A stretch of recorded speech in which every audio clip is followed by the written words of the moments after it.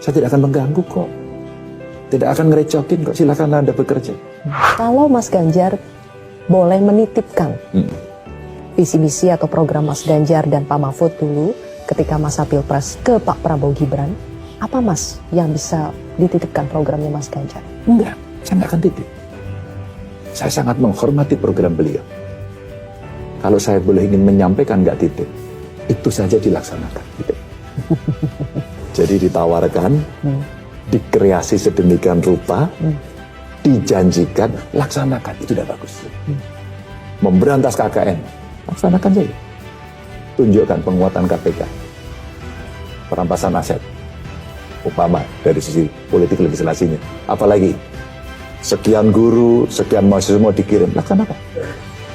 Makan siang, laksanakan. Laksanakan saja. IKN dibereskan, laksanakan. Pokoknya semua yang ada itu dilaksanakan. Buat saya, you are the best. Dan saya akan angkat tangannya. Saya akan mencoba supportive gentleman. Ganjar siap jadi oposisi. Suatu kerugian bagi pemerintahan Prabowo Gibran? Ditulis oleh Widodo SP. Dan kalau di tengah jalan Mas Ganjar, mungkin kalau sekarang Mas Ganjar firm mengatakan tidak, saya akan di luar pemerintahan. Tapi kalau di tengah-tengah perjalanan pemerintahan Prabowo Gibran, mereka merasa membutuhkan kontribusi Mas Ganjar dalam bentuk jabatan publik, apakah Mas Ganjar bisa mempertimbangkan itu? Saya kira tidak. Ini firm untuk 5 tahun ke depan? Iya, 5 tahun. Saya kira biar periodenya bagus. Sekali lagi, bukan Ganjar nyusul. Emang siapa yang mau ngajak?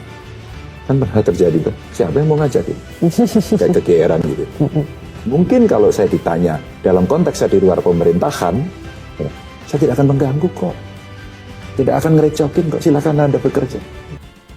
Ganjar Pranowo belum lama ini muncul di Metro TV dalam suatu wawancara yang dibuka dengan pertanyaan host seputar pernyataan Ganjar Pranowo yang secara tegas berkata bahwa dirinya akan menjadi oposisi sekaligus menolak masuk dalam kabinet yang dibentuk oleh duet RI 1 dan RI 2 terpilih setelah nanti resmi memimpin negara ini. Dan kalau di tengah jalan Mas Ganjar, mungkin kalau sekarang Mas Ganjar firm mengatakan tidak, saya akan di luar pemerintahan. Tapi kalau di tengah-tengah perjalanan pemerintahan Prabowo Gibran, mereka merasa membutuhkan kontribusi Mas Ganjar dalam bentuk jabatan publik, apakah Mas Ganjar bisa mempertimbangkan itu? Saya kira tidak. Ini firm untuk 5 tahun ke depan? Iya, 5 tahun. Saya kira biar periodenya bagus. Secara eksplisit, Ganjar juga mengatakan bahwa dirinya tidak ada masalah dengan kekalahan dalam kontestasi Pilpres 2024 karena dirinya sudah sering mengikuti kontestasi pemilihan di negeri ini.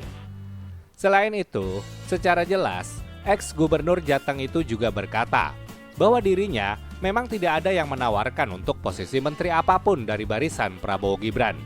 Tapi, bukan berarti tidak bisa menentukan sikap sebagai oposisi. Keputusan yang sekaligus menjadi bentuk ketegasan sikap Ganjar Pranowo yang bersama Mahfud MD kabarnya sepakat bahwa mereka tidak akan masuk dalam kabinet nantinya. Jika mau direnungkan, sebenarnya justru kerugianlah yang ada di pihak paslon pemenang Pilpres 2024 dengan tidak adanya nama Ganjar dalam kabinet. Meskipun program-program yang dicanangkan paslon Ganjar Mahfud tetap bisa dipakai selama periode 2024-2029 nanti, tetapi sepertinya ada unsur gengsi dan tinggi hati yang akan menjadi pengujinya. Keputusan Ganjar Pranowo atau GP untuk berada di luar sebenarnya tidak ada kaitan sama kecewa, sakit hati, atau perasaan negatif lain. Meskipun alasan sebenarnya kita tidak tahu secara persis.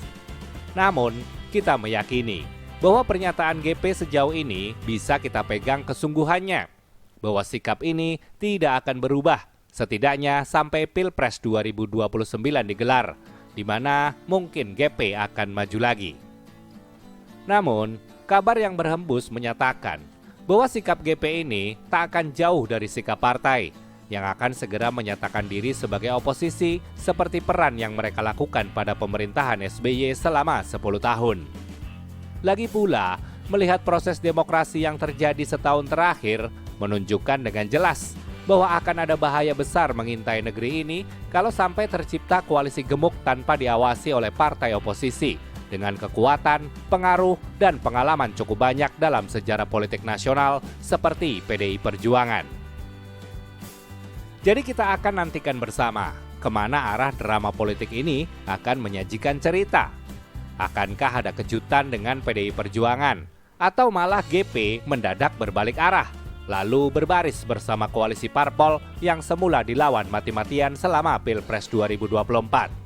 Atau sebaliknya, kita akan mendengar penegasan langsung bahwa PDIP dan seluruh kader terbaiknya siap menjadi oposisi selama 5 tahun, agar pemerintahan Prabowo Gibran tidak berjalan seenak udel mereka. Begitulah kura-kura.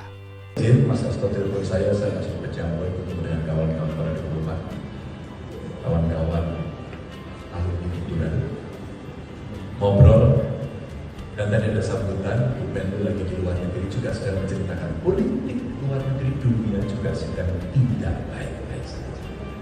Artinya pikiran, tenaga Bapak Ibu dan program yang pernah dibuat oleh Ganjar Mahfud, saya kira Pak, itu sangat penting untuk tetap kita kawal.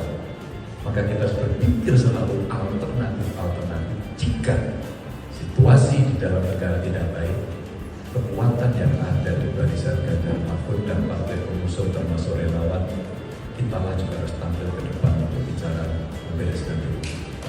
Ini cara-cara yang menurut saya baik. Maka tinggal cerita Bapak ini, kalau berkenan, ya Mas Hajar, TPN-nya sebagai institusi harus bubar. Karena sudah banyak, tapi beberapa orang yang masih punya komitmen tinggi, kita membuka ruang yang lebih panjang. Karena Indonesia tidak berakhir besok pagi atau lusa. Kita ingin republik ini sepanjang masa dan menjadi negara besar. Terima kasih untuk semuanya. Salam untuk teman-teman. Mohon maaf kalau ada kesalahan. Assalamualaikum warahmatullahi wabarakatuh.